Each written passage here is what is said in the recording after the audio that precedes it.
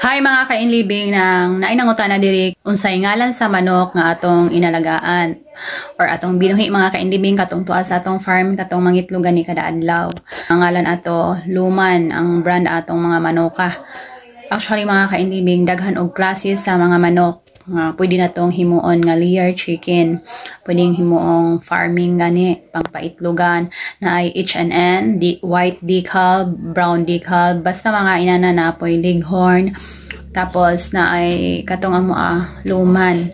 So mga kainibing sigon sa mong seminar bisag unsa nga klase sa manok no, pareho ra gyud kuno na siya egg production, depende na lang na sa ato ang pag manage. Mao na yung ingon sa mga seminar. So, sa unsang klase sa manok mga kainibing, basta ayuho na to og ala, mangitlog yun na sila og tarong o yung mahatag siyag ning maayo nga egg production ba. Ina na mga kainibing. So, katong amo Luman to siya mga kainibing. Puto na mag-ipalit sa Negros Oriental mga kainibing. Yan, salamat sa nagtanong. Daghan kayong salamat. Og sa inyong pagsuporta sa akong Facebook page.